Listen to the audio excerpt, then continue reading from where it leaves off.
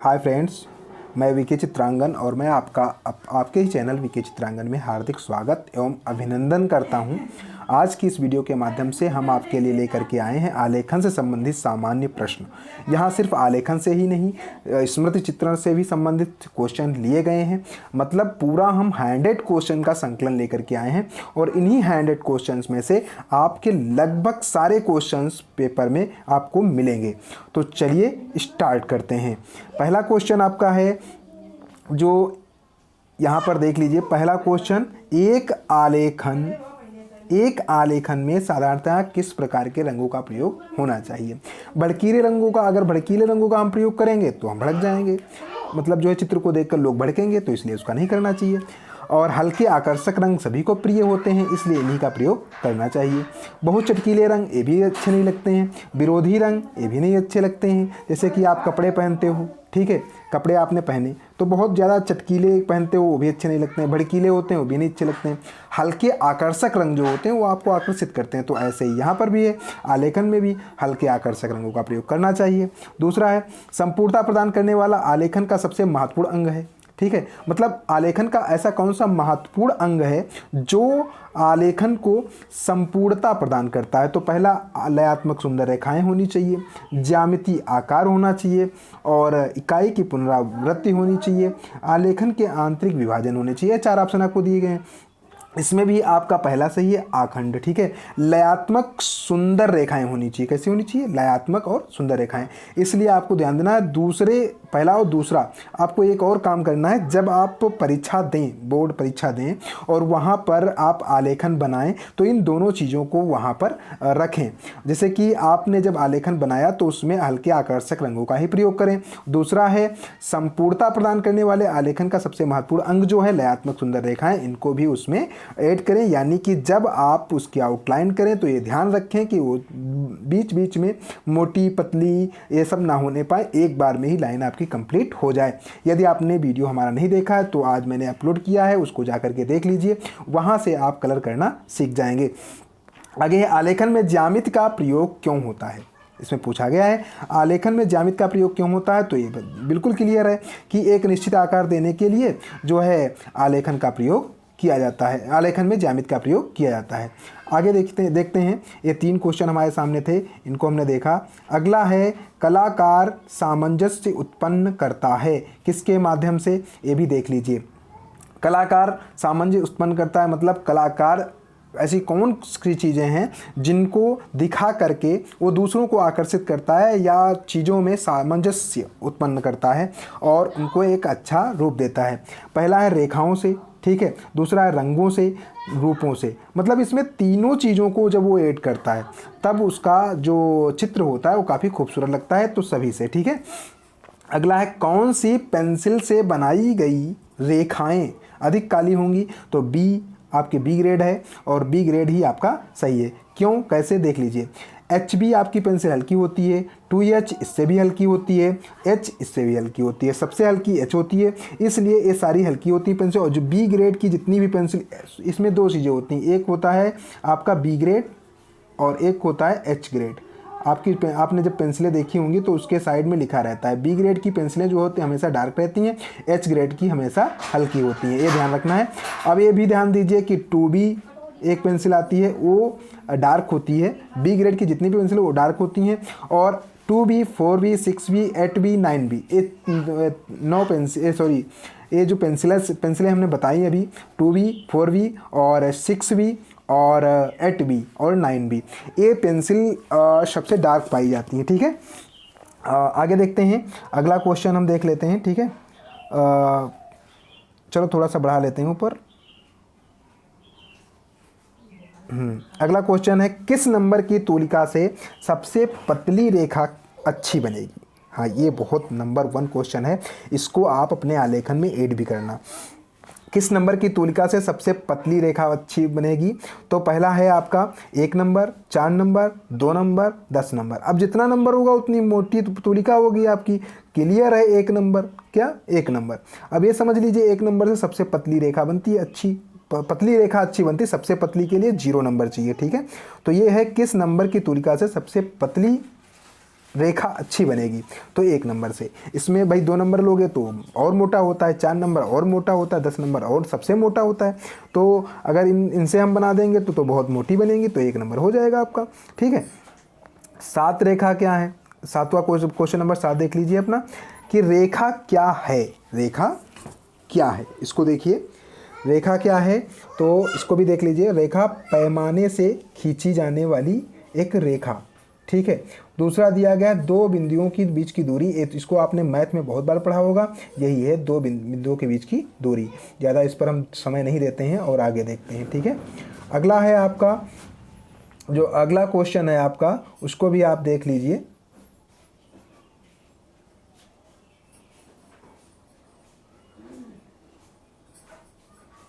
Tension ना लीजिए, हमने बताया आपको 100 क्वेश्चन, तो 100 क्वेश्चन ही आपको मिलेंगे, यहाँ 8 ही नहीं है। आगे देखिए, समकोण त्रिभुज किसे कहते हैं। 8वां क्वेश्चन है, समकोण त्रिभुज किसे कहते हैं, जिसका आधार जो है 90, जिसका आधार कोण 90 का डिग्री का होता है, उसको हम समकोण त्रिभुज कहते हैं। जिसका आधार कोण 90 डिग्री का होता है उसे हम, ये आधार कोण आपका है, तो ये आधार रेखा है, तो ये जब 90 डिग्री का होगा तो इसको हम समकोण त्रिभुज में रखेंगे। ठीक है। पेपर में कभी कभी पूछ भी लेता है, समकोण त्रिभुज के अंदर जो है आलेखन बनाइए। ठीक है। चलिए आगे देखते हैं। अगला क्वेश्चन है, गरम रंग कौन सा है। बहुत ही इम्पोर्टेंट क्वेश्चन है। गरम रंग कौन सा है, तो ये ध्यान दीजिए कि गरम रंग जो भड़कीले रंग होते हैं वही होते हैं। ठीक है।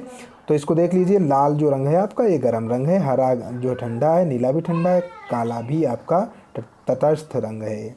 ठीक है। इसको तटस्थ रंग के श्रेणी में रखा जाता है। तो नीला आपका ठंडा है, हरा आपका ठंडा है, तो यही बचा शेष, लाल तो वही हो जाएगा। निम्नलिखित 4 रंगों में से सबसे अच्छी संगति कौन सी है। निम्नलिखित 4 रंगों में से सबसे अच्छी संगति कौन सी है, तो इसमें सहयोगी संगति होती है। कौन सी होती है, सहयोगी संगति। ये आपको ध्यान रखना है, सहयोगी संगति, विरोधी रंग संगति, बहुवर्णीय योजना, एकाकी रंग योजना। एकाकी रंग योजना में एक रंग के माध्यम से चित्र बनाया जाता है। विरोधी रंग संगति, ऐसे रंगों का प्रयोग किया जाता है जो एक दूसरे के विरोधी होते हैं। बहुवर्णीय मतलब इसमें अलग अलग प्रकार के रंगों का प्रयोग कर दिया जाता है। सहयोगी रंग ऐसी जो एक दूसरे के सहयोगी रंग होते हैं उन्हीं का प्रयोग किया जाता है, तो उसी को सहयोगी रंग संगति कहते हैं। यही आपका करेक्ट है, क्लियर है। अगला देखिए, 11 रंग माध्यमों में सबसे पारदर्शी माध्यम कौन सा होता है, ये भी आप देख लीजिए। पहला है पोस्टर कलर, जो कि बिल्कुल नहीं होता है। वाटर कलर ये आपका होता है। पेस्टल कलर ये भी नहीं होता है। ऑयल कलर ये भी नहीं होता है, तो आपका बच्चा वाटर कलर ये हो जाएगा आंसर। ठीक है। देखो, वाटर कलर जो हम लोग यूज करते हैं ये पारदर्शी होते हैं, इनके आर पार देखा जा सकता है, जो पेपर के ऊपर लगाते हैं ज़्यादा डार्क नहीं होते हैं। अगला है, ठंडे प्रभाव वाला रंग कौन सा है, तो इसमें नीला, पीला, लाल 3 दिए गए हैं। पीला आपका गर्म रंग है, लाल आपका गर्म रंग है, नारंगी भी गर्म है। आपका शेष बचा नीला, तो हो जाएगा आपका। ठीक है। आगे देखते हैं क्वेश्चन नंबर 13 क्वेश्चन हमारे हो चुके हैं। ठीक है। और अगला क्वेश्चन 13 नंबर क्वेश्चन पे आ गए हम। नीले रंग में कौन सा रंग मिलाया जाए कि वह बैंगनी हो जाए। ठीक है। नीले रंग में कौन सा रंग मिलाया जाए कि वह बैंगनी हो जाए, तो इसमें कौन सा रंग मिलाएंगे, लाल रंग मिलाएंगे। अगला है, तटस्थ रंग कौन से हैं। ठीक है। बहुत अच्छा रंग है तटस्थ रंग, तो सफ़ेद और काला है। आखंड हो गया, क्योंकि लाल, नीला, पीला ये नहीं है, बैंगनी भी नहीं है, ये भी नहीं है, इनमें से कोई हो नहीं सकता, तो सफ़ेद और काला है। कौन सा है, सफ़ेद और काला। ये तटस्थ रंग होते हैं, क्योंकि इन्हीं के रंगों के माध्यम से हम दूसरे रंगों को डार्क या हल्का करते हैं। अगर किसी रंग को हल्का करना होता है तो उसमें सफ़ेद मिला देते हैं, अगर किसी को डार्क करना होता है तो उसमें काला मिला देते हैं। लेकिन मैं काला मिलाने के विपरीत में हूँ, अपनी अगर मैं बताता हूँ तो। लेकिन आपको वहाँ पर आंसर यही लगाना है, सफ़ेद काला, क्योंकि काला रंग मिलाने से कलर जो है थोड़ा सा डल हो जाता है। इसमें हल्का सा नीला कलर मिलाना चाहिए, जिससे कलर डार्क भी होता है और हमारा कलर जो है डल भी नहीं होता है। अगला है, ठंडे रंग कौन से हैं। ठंडे रंग कौन से हैं? तो काला, सफ़ेद, भूरा, ये तो बिल्कुल नहीं है। लाल, पीला, नारंगी, ये भी नहीं है। तो नीला, हरा, धानी, ये जो तुम्हारे 3 रंग हैं ये ठंडे रंग हैं। पीला, नीला, लाल ये गर्म रंग है, इनको भी नहीं लेना है। लाल, पीला, नीला, नारंगी ये भी गर्म है, ठीक है, वही बार बार दिए गए हैं। नीला, हरा, धानी आपका है जो कि करेक्ट आंसर है। अगला है पेस्टल रंग किस प्रकार के होते हैं? बहुत अच्छा क्वेश्चन है। पेस्टल रंग किस प्रकार के होते हैं? स्थायी होते हैं, अस्थायी होते हैं, चमकीले होते हैं, धुंधले होते हैं। तो ये ऑप्शन सही होगा आपका, धुंधले होते हैं। कौन सा? धुंधले होते हैं। 17, ओस्टवाल्ड के रंग चक्र में कितने रंग होते हैं? बहुत अच्छा आंसर है। ओस्टवाल्ड के रंग चक्र में कितने रंग होते हैं? ओस्टवाल्ड जो हैं एक बहुत ही अच्छे आर्टिस्ट रह चुके हैं और इन्होंने रंग के बारे में बताया है हमें, ठीक है। और इन्होंने अपने एक चक्र बनाया, उस चक्र के माध्यम से ओस्टवाल्ड रंग के माध्यम में अगर देखा जाए तो 8 रंग होते हैं। कितने होते हैं? 8 होते हैं। ओस्टवाल्ड के रंग चक्र में कितने रंग होते हैं? 8 रंग होते हैं। अगला है निम्नलिखित में से द्वितीयक रंग कौन सा है? इसमें ये पूछा गया निम्नलिखित में से द्वितीयक रंग कौन सा है? तो देखो प्राथमिक रंग वह होते हैं जो मूल होते हैं, जिनसे दूसरे रंग बनाए जाते हैं, और जो रंग बनकर तैयार होता है उसी को हम कहते हैं द्वितीयक रंग, ठीक है। तो लाल रंग आपका बनता नहीं है, नीला रंग आपको बनता नहीं है, नारंगी रंग बन जाता है, पीला रंग नहीं बनता है, तो नारंगी आपका आंसर हो जाएगा। अगला है इंद्रधनुष में कितने रंग होते हैं? तो इंद्रधनुष में कितने रंग होते हैं? तो ये आप सभी को जानते हैं, 7 रंग होते हैं। कितने रंग होते हैं? 7 रंग होते हैं। अगला है 20, हरा रंग नेत्रों पर कैसा प्रभाव डालता है? तो ठंडा रंग प्रभाव डालता है। कैसा रंग प्रभाव डालता है? ठंडा प्रभाव डालता है। अगला देख लीजिए क्वेश्चन नंबर 21, तो इसको भी देख लेते हैं हम। निम्नलिखित में से कौन सा इंद्रधनुष का रंग नहीं है? अब इसमें सारे रंग दिए गए हैं, आपको उसमें से पहचानना है कि इंद्रधनुष का रंग कौन सा नहीं है। नीला इंद्रधनुष में होता है, नारंगी होता है, ठीक है, और लाल भी होता है, भूरा नहीं होता है। भूरा एक ऐसा रंग है जो इंद्रधनुष में नहीं पाया जाता है। आगे देखिए 22, लाल रंग में कौन सा रंग मिलाया जाए जो वह नारंगी हो जाए?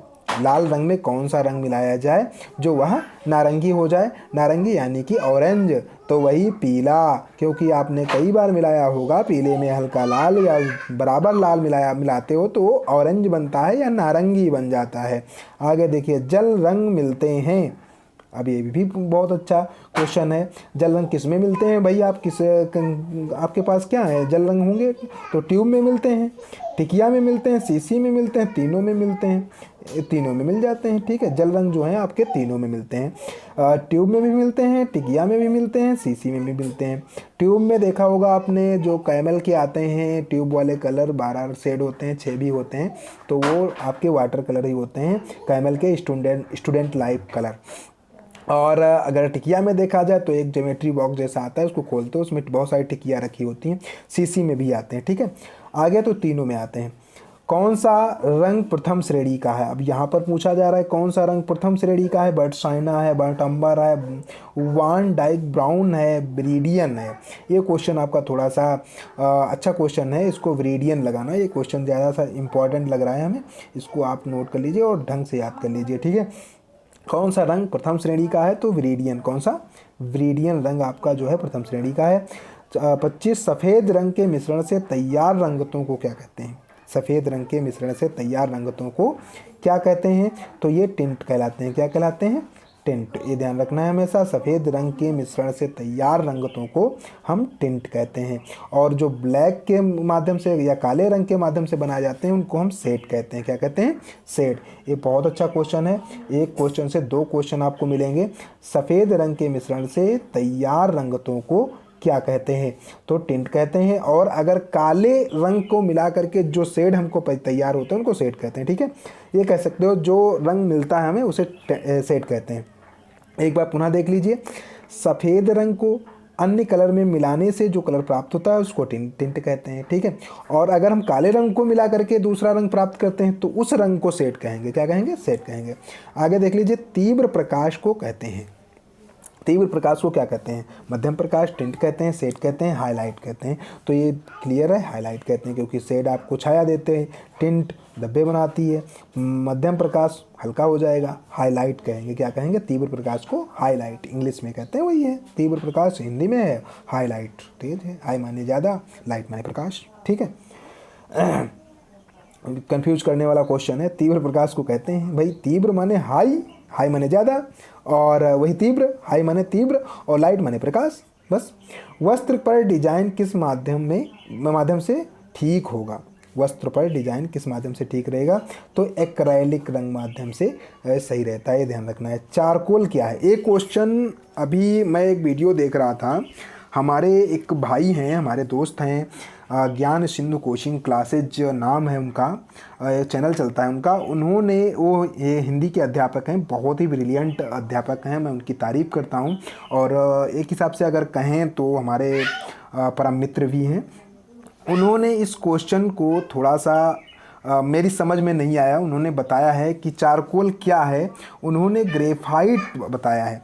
सारे बच्चे उसको गलत करेंगे। चारकोल क्या है? ग्रेफाइट, उन्होंने उसको ग्रेफाइट बता दिया भाई। ठीक है, ये ग्रेफाइट नहीं होता है, चारकोल अलग होता है और ग्रेफाइट अलग होता है, हमेशा ध्यान रखना। चारकोल जो होता है वो लकड़ी के कोयले को चारकोल कहते हैं, और ग्रेफाइट को क्या कहते हैं?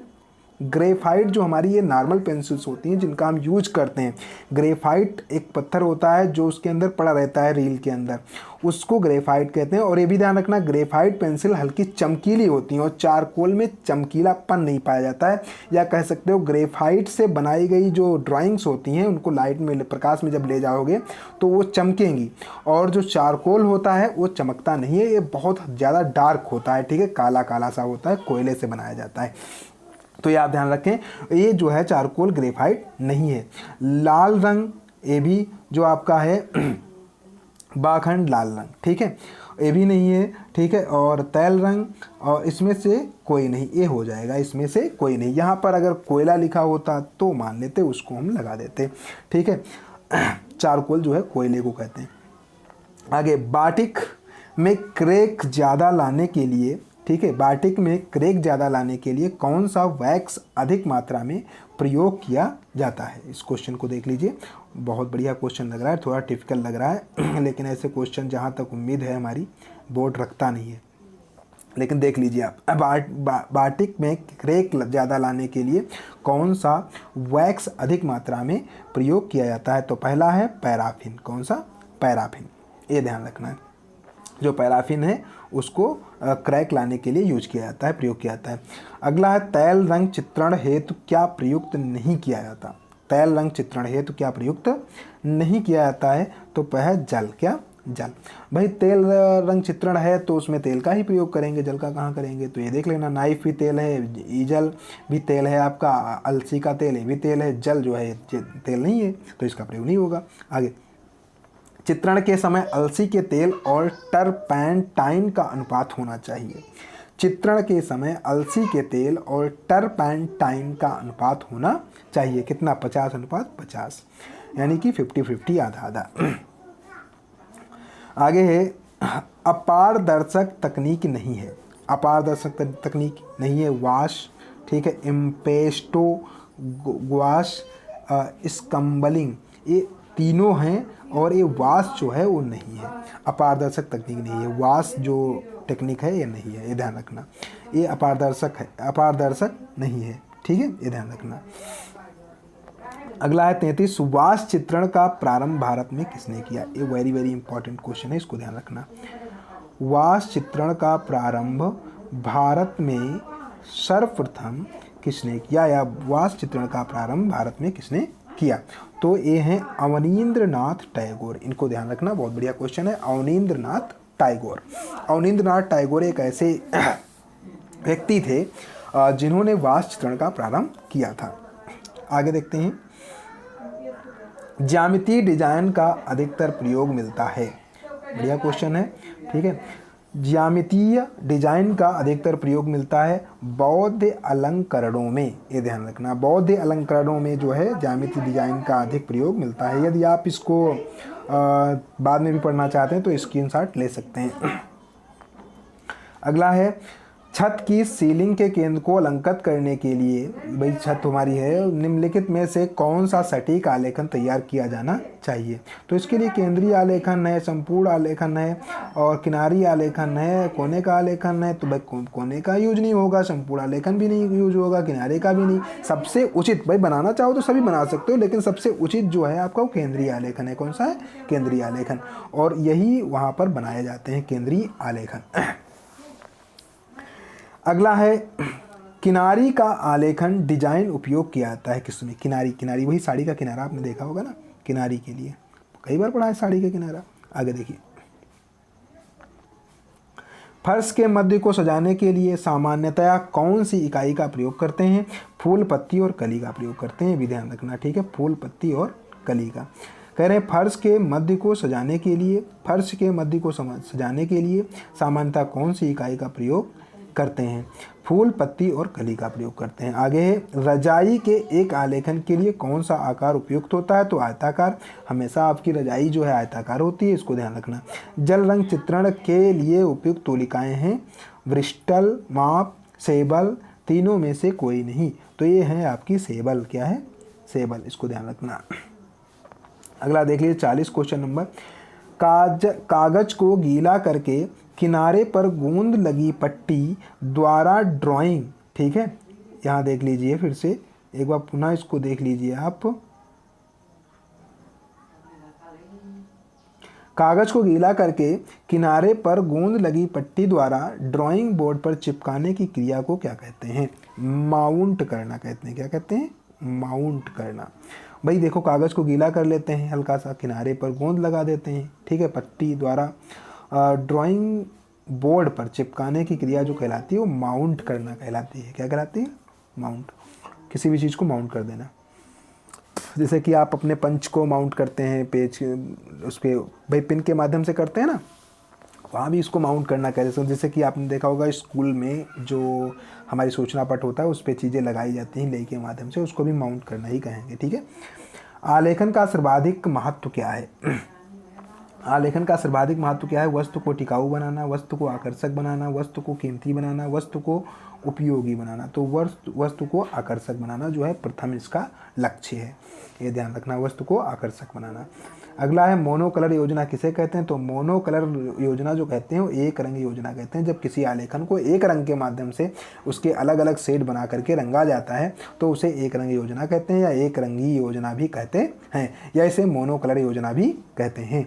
अगला है, अगला देख लीजिए, निम्नलिखित में से, ठीक है, निम्नलिखित में से, ठीक है, तटस्थ रंग कौन सा है?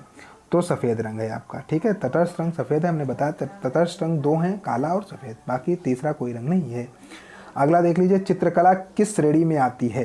तो ये दृश्य में आती है। किस में आती है? दृश्य। इसको देखा जा सकता है, ना सुना जा सकता है, और ना इसे सुना देखा दोनों जा सकता है। भाई इसको सिर्फ देखा जा सकता है, आगे देखिए, और अनुभव किया जा सकता है, लेकिन यहाँ अनुभव का कोई ऑप्शन नहीं है, दृश्य देखा जा सकता है, ठीक है। गहरा रंग विशेषकर चित्रों में क्या दर्शाने के लिए व्यवहार होता है या प्रयोग होता है? व्यवहार का मतलब प्रयोग करना यहाँ पर होगा, ठीक है। तो इसको देख लीजिए आप। गहरा रंग विशेषकर चित्रों में क्या दर्शाने के लिए होता है? तो घनत्व दिखाने के लिए होता है। गहरा रंग कोई भी जब हम यूज करते हैं उसमें तो उसको घनत्व दिखाने के लिए करते हैं। आगे है, हॉटमैन पेपर का प्रयोग किस माध्यम में होता है? तो ये जल माध्यम में होता है हॉटमैन पेपर का प्रयोग, ये ध्यान रखना है। जल रंग माध्यम, टेम्परा माध्यम, तैल रंग माध्यम, चूड़ित माध्यम, ये चार ऑप्शन आपके दिए गए हैं, लेकिन इसमें जल माध्यम आपका सही होगा, ये आपको ध्यान रखना है। अब यहाँ दिया गया मुख्य रंग कितने होते हैं? तो मुख्य रंग आपके 3 होते हैं। मुख्य रंग कितने होते हैं? 3 होते हैं। मुख्य रंग कितने होते हैं? 3 होते हैं। अगला है 48 क्वेश्चन नंबर, चित्र में छाया और प्रकाश की क्या भूमिका होती है? रात और दिन को दर्शाना। यहाँ पर देख लीजिए, ये बहुत अच्छा क्वेश्चन है।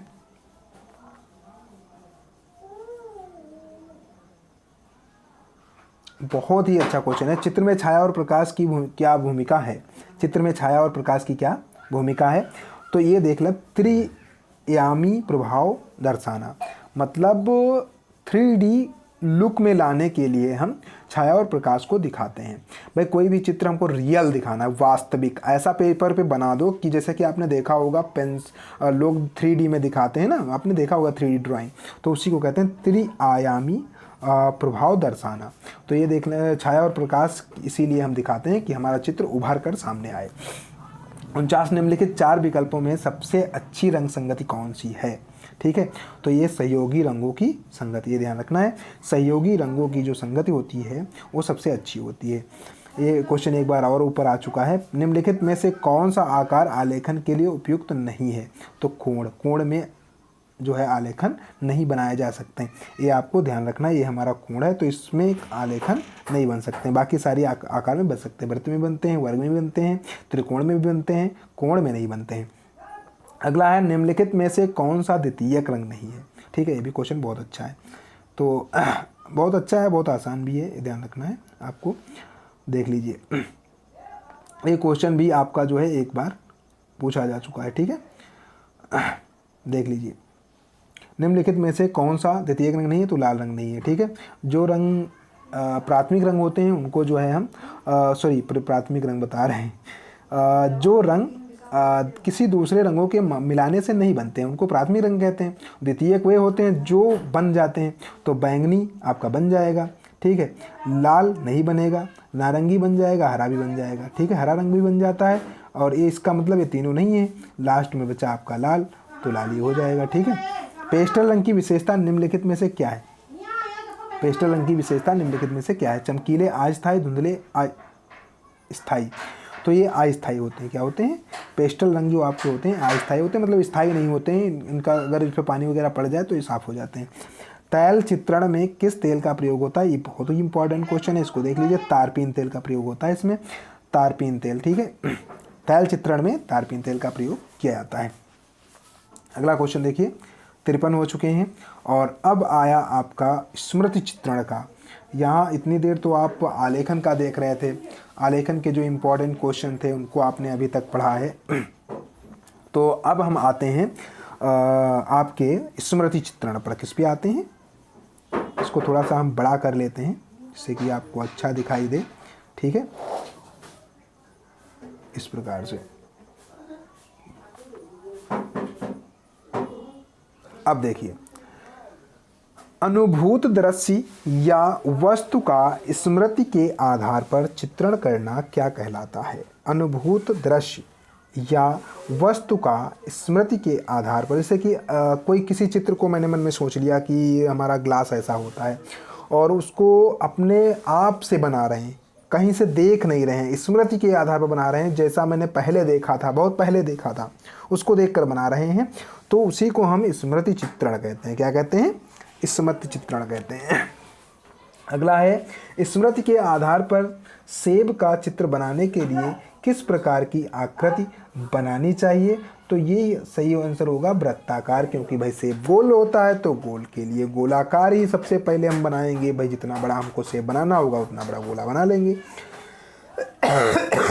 अगला क्वेश्चन है, हमें लग रहा है काफ़ी लंबा वीडियो हो चुका है, 27 मिनट का हो चुका है, लेकिन मैं दम नहीं कसूंगा जब तक पूरे नहीं हो जाएंगे। आपको भी धैर्य बनाए रखना है और ये क्वेश्चन पूरे तैयार कर लेने। आधा 1 घंटे, लगभग 1 घंटे की, 1 घंटा नहीं रहेगा, अब ज़्यादा नहीं बचे हैं क्वेश्चंस, मान के चलिए करीब 40 मिनट का वीडियो, 30 मिनट का, 1 घंटे का होगा, तो इसको आप देख लीजिए और पूरा याद कर लीजिए। स्मृति है, ठीक है, मानसिक क्रिया। स्मृति क्या है? मानसिक क्रिया है, तीसरा क्वेश्चन था। अब इसको भी देख लीजिए, इसमें देखो बहुत सारी चीज़ें दी गई। स्मृति मानसिक क्रिया है, संवेगात्मक क्रिया है, शारीरिक क्रिया है। भाई शारीरिक क्रिया कोई हो ही नहीं सकती, संवेगात्मक हो ही नहीं सकती, मानसिक क्रिया है। भाई स्मृति हम सोचते ही इसमें मन में है, तो मानसिक ही तो होगा हमारा। आगे देख लीजिए, अगला क्वेश्चन देख लीजिए। स्मृति के आधार पर सफलतापूर्वक चित्र कैसे बनाए जा सकते हैं? स्मृति के आधार पर सफलतापूर्वक चित्र कैसे बनाए जा सकते हैं? निरंतर अभ्यास से। स्मृति के आधार पर सफलतापूर्वक चित्र कैसे बनाए जा सकते हैं? निरंतर अभ्यास से। यदि आप निरंतर अभ्यास करोगे तो स्मृति के आधार पर भी चित्र बनाना सीख जाओगे। अगला है 5वां, स्मृति चित्रण के लिए विद्यार्थी को सदैव अपने पास क्या रखनी चाहिए?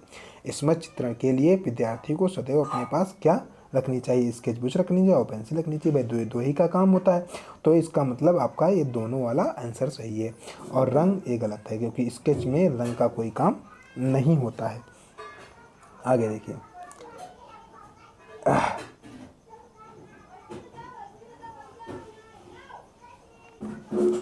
स्मृति चित्रण करते समय विद्यार्थी को कितने प्रकार से पेंसिल पकड़नी होती है। ठीक है, स्मृति चित्रण करते समय इस विद्यार्थी को कितने प्रकार से पेंसिल पकड़नी होती है। 2 प्रकार से। वही हमने कई बार बताया है कि आप लोग पेंसिल पकड़ना नहीं जानते हो।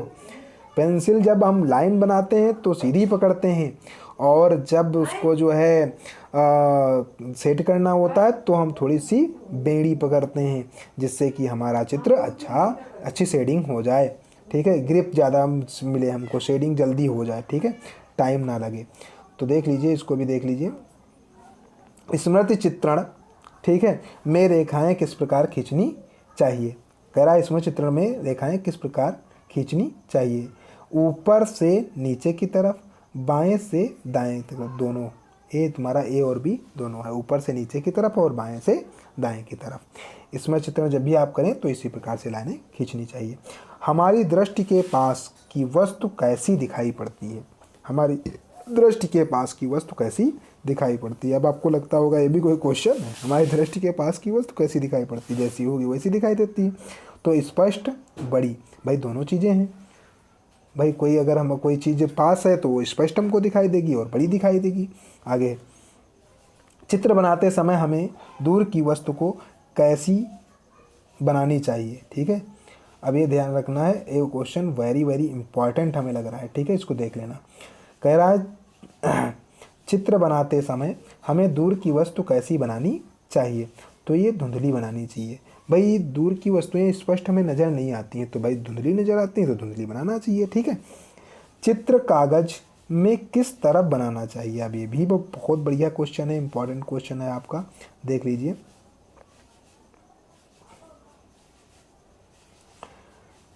कह रहा है चित्र सॉरी थोड़ा सा ऊपर हो गया।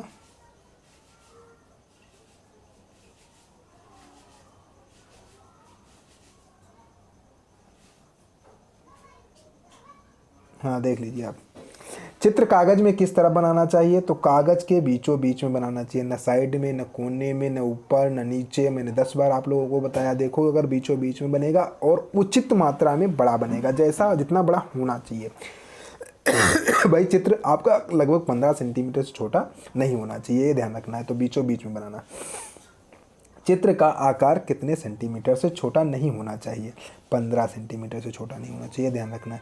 आगे, पढ़ लो भैया पढ़ लो, यहाँ से 20 नंबर मिलेंगे। पढ़ लो पढ़ लो पढ़ लो। आगे, स्मृति चित्रण में कितना विशेष महत्व होता है। 12 क्वेश्चन है, 12 नंबर। स्मृति चित्रण में कितना विशेष महत्व होता है, तो ये देख लीजिए। वस्तु के आकार का, छाया का, प्रकाश का, इन सभी का, मतलब सभी का जो है उचित महत्व होता है, तो इन सभी का लगा देना है। वस्तु के आकार का भी महत्व होता है, छाया के भी होता है, प्रकाश का भी होता है, सभी का होता है। अब ये देख लीजिए अगला 13 क्वेश्चन नंबर 13 दे पढ़ लो भैया। स्मृति चित्रण करते समय किस नियम का ध्यान रखना चाहिए। ठीक है, नेत्र ज्या नियम का। ठीक है, ये नेत्र ज्या का नियम है, इसका ध्यान रखना चाहिए। इसको बताने में समय लगेगा, इसलिए नहीं बताएंगे, थोड़ा आगे देखते हैं, कभी आगे समय मिलेगा, क्योंकि इस समय आपको परीक्षा देनी है, समझना नहीं है। दूर की रेखा निकटवर्ती रेखा से अपेक्षाकृत होती हैं, छोटी होती हैं। क्या होती हैं, छोटी। भाई दूर की रेखाएं निकटवर्ती रेखा से अपेक्षाकृत छोटी होंगी, क्योंकि जब दूर की चीज़ें हमको छोटी दिखाई देती हैं तो रेखाएं भी तो छोटी दिखाई देंगी। अगला है, गेंद, फुटबॉल, टमाटर, अमरूद आदि वस्तुओं का आकार होता है, कैसा होता है, वृत्ताकार होता है, ये भी ध्यान रखना है, गोल होता है। आगे है, माचिस, किताब, संदूक, ताश आदि वस्तुओं का आकार होता है, कैसा होता है, ये भी ध्यान रखना है, आयताकार होता है। कैसा होता है, आयताकार। अगला है, आयताकार वस्तु के चित्रण में पहले जो एक बड़ी रेखा बाएं से दाएं खींची जाती है उसे क्या कहते हैं, आधार रेखा कहते हैं। क्या कहते हैं, आधार रेखा। भाई आयताकार कोई भी आयत बनाया गया, ठीक है, ये आयत बनाया गया, या पहले ये रेखा खींची जाती है, फिर ऊपर की नीचे की, तो इस रेखा को हम आधार रेखा कहते हैं। क्या कहते हैं, आधार रेखा कहते हैं। आगे, गिलास, थर्मस, बाल्टी आदि किस आकार के होते हैं? गिलास, थर्मस, बाल्टी आदि किस आकार के होते हैं? तो बेलनाकार होते हैं, भी ध्यान रखना है आपको। ये बहुत आसान क्वेश्चन है और ज़्यादा डिफिकल्ट नहीं है, इनको जल्दी से याद भी हो जाएंगे। बेलनाकार वस्तुओं का चित्रण करने से पहले किसकी मदद लेनी आवश्यक है? बेलन की। किसकी? बेलन की। किसकी लेनी आवश्यक है? बेलन की। किसकी? बेलन की। बेलनाकार वस्तुओं की तली की आकृति सदैव बनानी चाहिए गोल। क्या बनानी चाहिए? गोल। किसी भी आकार के बर्तन का चित्रण करने से पहले ध्यान देना चाहिए। भाई किसी भी चित्र का अगर हम बना रहे हैं या किसी भी बर्तन को बना रहे हैं तो उसको बनाने के लिए हमें सबसे पहले ध्यान क्या देना चाहिए? उसका बर्तन की लंबाई का और बर्तन की चौड़ाई का, ए और बी दोनों। स्मृत चित्रण में अगला देखिए, स्मृत चित्रण में वस्तु में छाया एवं प्रकाश का समावेश करने पर वस्तु की सुंदरता बढ़ जाती है। ये भी ध्यान रखना है, वस्तु की सुंदरता बढ़ जाती है। अगला है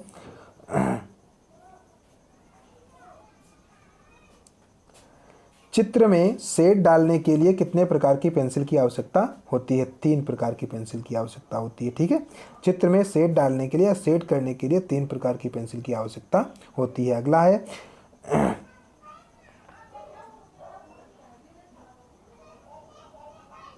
चित्र में गहरा भाग दर्शाने के लिए पेंसिल का प्रयोग किया जाता है, तो 2B पेंसिल का प्रयोग किया जाता है। किसका? 2B पेंसिल का। ये भी ध्यान रखना है। अगला है 25, शेड को मिक्स करने मिलाने के लिए किसका प्रयोग करते हैं? तो रुई का प्रयोग करते हैं, भी ध्यान रखना है।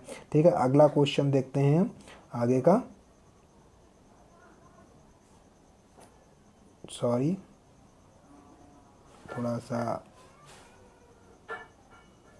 अब ये देख लीजिए, ये थोड़ा सा आलेखन से जुड़े हुए क्वेश्चंस हैं, ये भी इम्पोर्टेंट हमको लगे इसलिए हम इनको लेके आए हैं। थोड़ा सा इसको बड़ा कर लेते हैं जिससे कि आपको देखने में सुविधा हो। देख लीजिए इधर,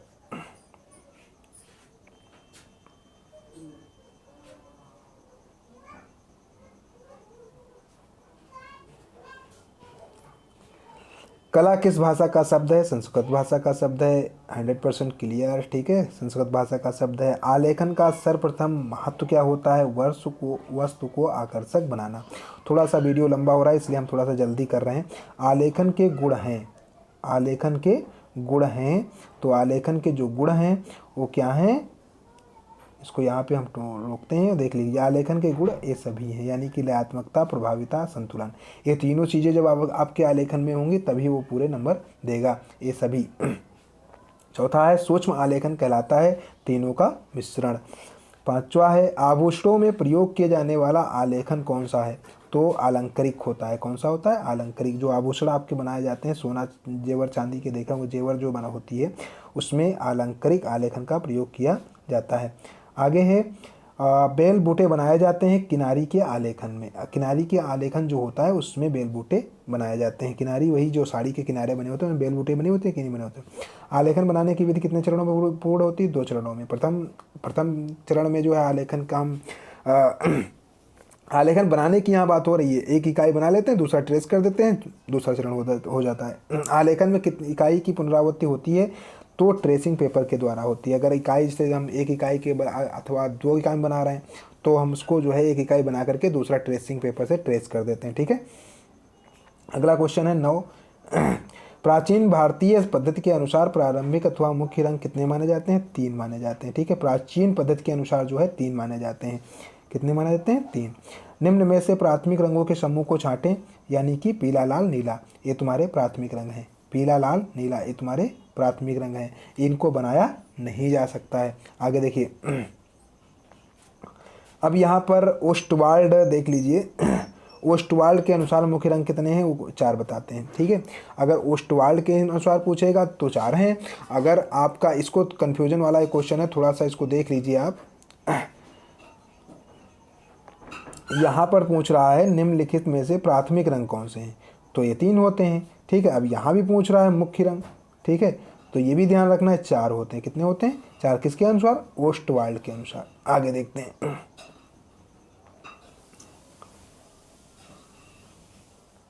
12वां क्वेश्चन आपका है ओस्टवाल रंग चक्र में कुल कितने रंग होते हैं? तो 8 रंग होते हैं। कितने होते हैं? 8 रंग होते हैं। ओस्टवाल रंग चक्र में कितने होते हैं? 8 होते हैं। आदर्श रंग कितने होते हैं? 6 होते हैं। ये भी ध्यान रखना है। ओस्टवाल रंग चक्र में कितने रंग होते हैं? 8 होते हैं। और आदर्श रंग कितने होते हैं? ये 6 होते हैं। कितने होते हैं? 6 होते हैं। अब इसको देख लीजिए इधर, निम्नलिखित में से कौन सा आकार आलेखन के लिए उपयुक्त नहीं है? तो कोण है। कौन सा? कोण। कोण एक ऐसा आकार है जो आलेखन के लिए उपयुक्त नहीं है। क्यों? क्योंकि इसमें कोई आलेखन नहीं बन सकता है। ठीक है, आगे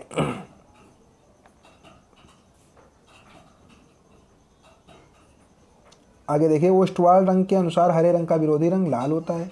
ठीक है, ये कई बार क्वेश्चन देख चुके हो। तटस्थ रंग होते हैं 2 होते हैं। इंद्रधनुष में कितने रंग होते हैं? 7 होते हैं। उष्ण गर्म रंग कितने होते हैं? 4 होते हैं। इनमें से शीतल ठंडा रंग कौन सा है? हरा है। हरा रंग आंखों पर कैसा प्रभाव डालता है? ठंडा डालता है। ओस्टवाल के अनुसार मुख्य रंग कौन से हैं? पीला, लाल, नीला, गहरा हरा। इधर पीला, लाल, नीला तो मुख्य रंग होते हैं। अब इसी में गहरा हरा जोड़ तो ओस्टवाल के अनुसार हो गए। रंग के गुण होते हैं कितने? 3 होते हैं। तीन प्रारंभिक रंगों के चार्ट के अनुसार पीले रंग का विरोधी रंग पूछ रहा है कौन सा होता है? तो नीला होता है। आलेखन में कौन सा रंग प्रयुक्त होता है? अपारदर्शी रंग। काले रंग का विरोधी रंग कौन सा होता है? सफ़ेद होता है। अब जो है हमारी क्लास यहीं पर समाप्त होती है। उम्मीद करते हैं कि आपको यह जो वीडियो है काफ़ी लाभदायक सिद्ध हुई होगी और यहाँ से आपको काफ़ी कुछ सीखने को मिलेगा। और जितना अधिक हो सके इसे अपने दोस्तों को शेयर करें। थोड़ा सा जो हम आप लोगों के लिए मेहनत कर रहे हैं, या कह सकते हो जो आपके सहयोग के लिए हमने मेहनत की है, तो वो दूसरों को भी मिले और इसका लाभ दूसरों को भी प्राप्त हो, इतना हम आपसे थोड़ी सी आशा करते हैं। इस पर आशा रहती है, हम आशा है। और यदि आपने अभी तक हमारे वीडियो को लाइक नहीं किया तो लाइक कर दीजिए, और इससे हमारा उत्साह बढ़ता है। हम और ऐसी वीडियोज आपको हमेशा ऐसी ही देते रहेंगे। बहुत बहुत धन्यवाद।